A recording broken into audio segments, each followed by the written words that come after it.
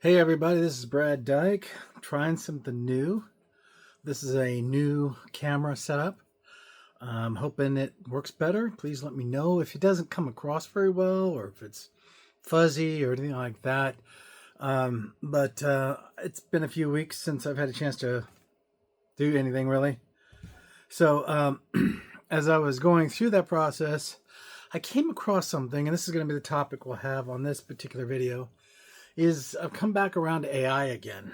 And I read a really interesting article 10 disturbing potential at risk, um, I guess you would call them predictions. And the interesting thing about the predictions is it was pretty much exactly what I was thinking that would come out.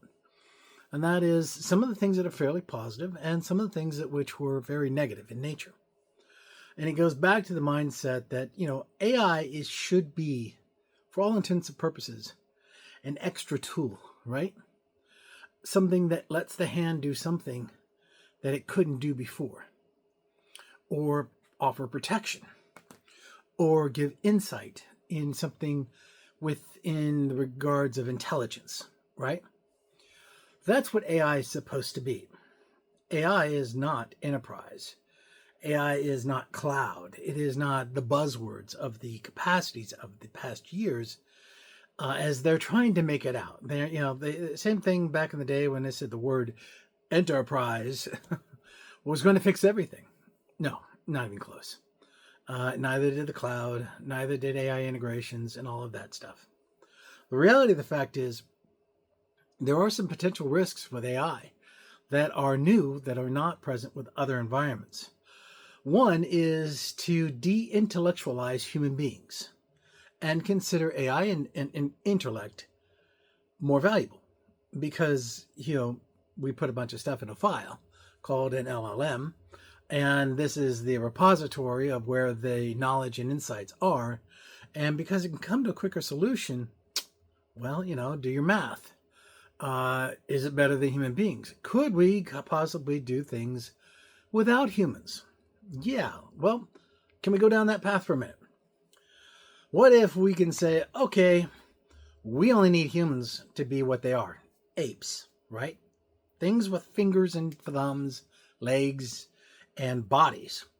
If intelligence comes in as it is, and it displaces the management skill sets, the intellectual innovations, the variables that human capacity brings to the table, and let's say it's successful, right? Let's say all of the innovative thinkers are out of a job.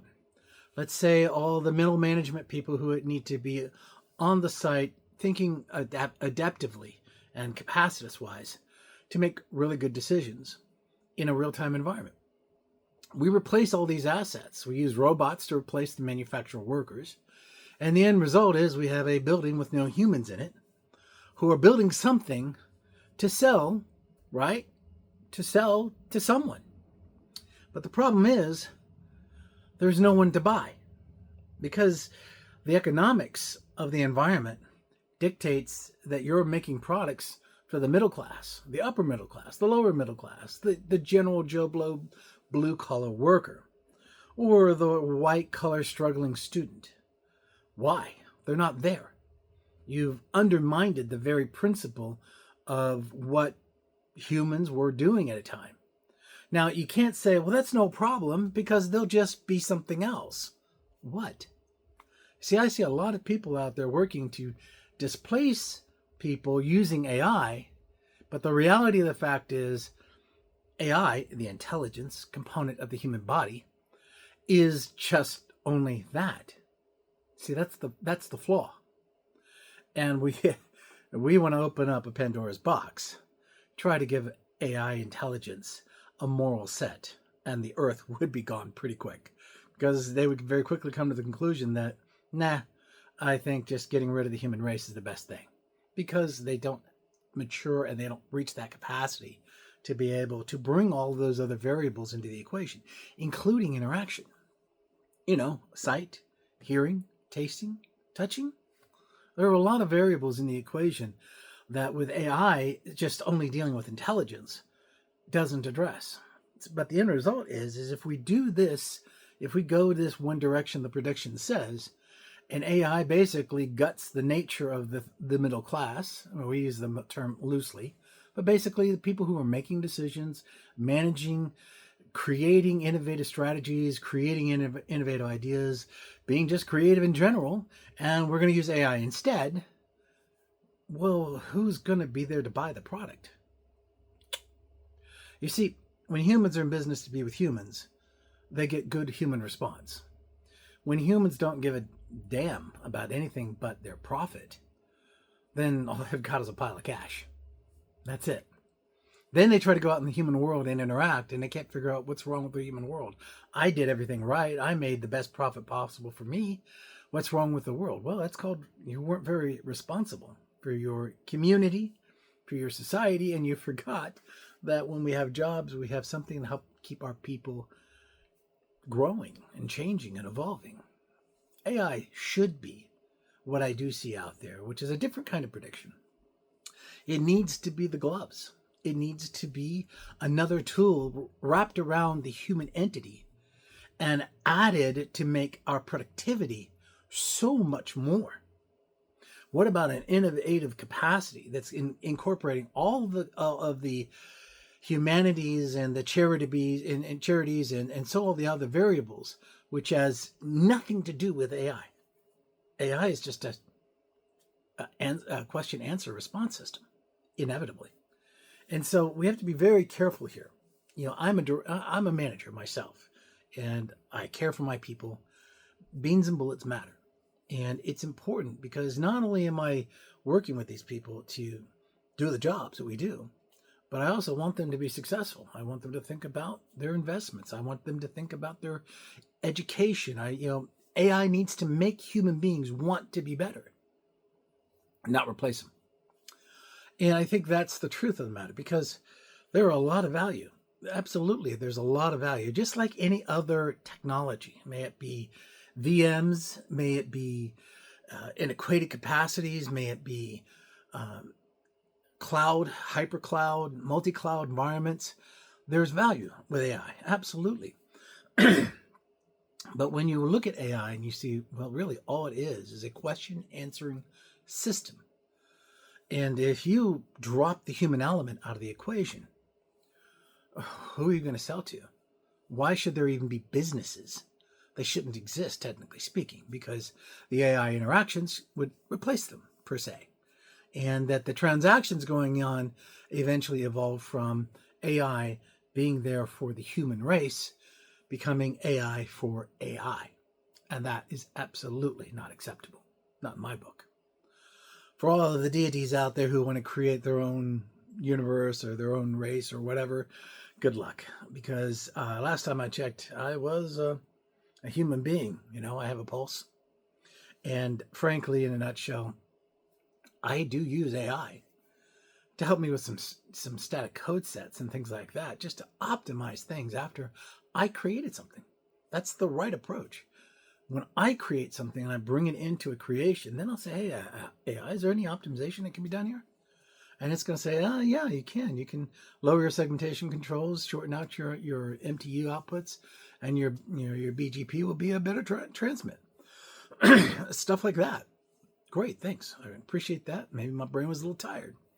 Thanks for the extended functionality and support that tool created for me.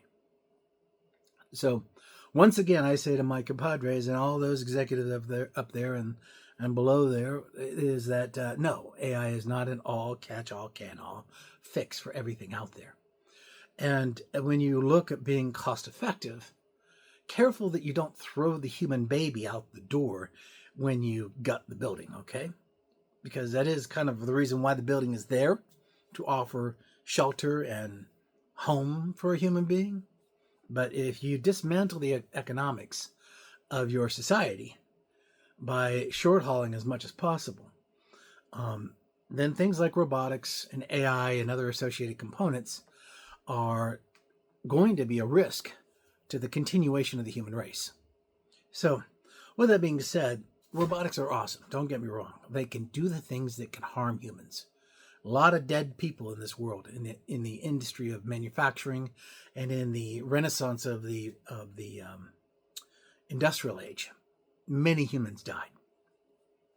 Robotics should help with that, and that we can, fix a broken arm of a robot, but it might kill a human being if his arm is torn off or something like that.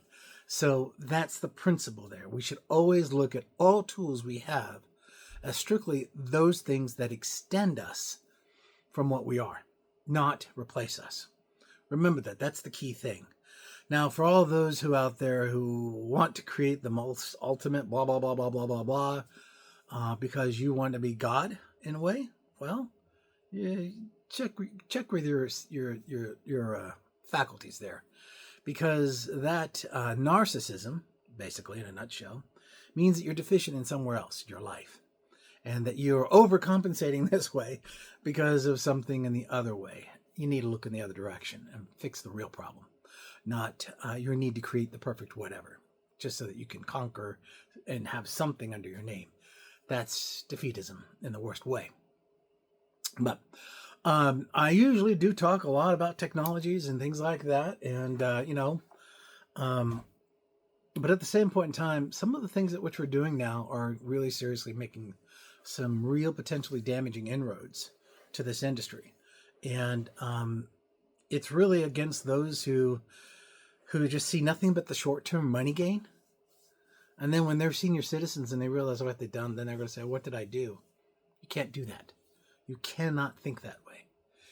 It's just like when I did my video on don't create things that you know that can become terrible to others.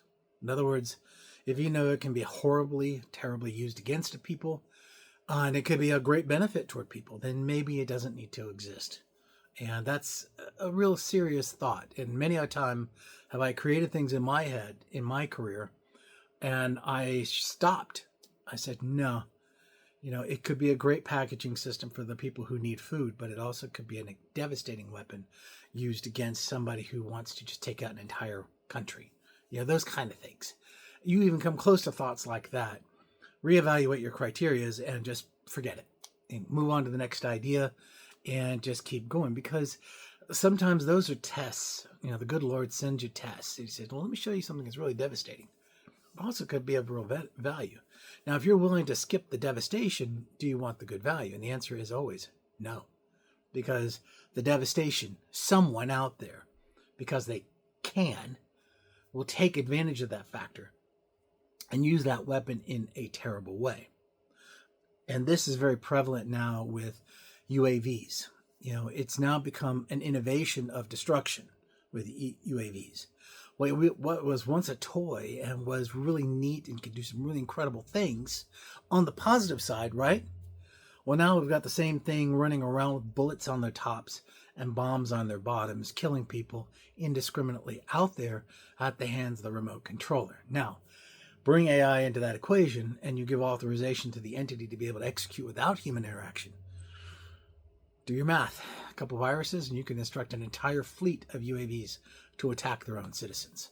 You got to do your math on these things. You just can't simply let them exist, because then you are agnostic. You are technically an atheist technician who doesn't care either way, as long as you got your pound of dollar bills in that equation.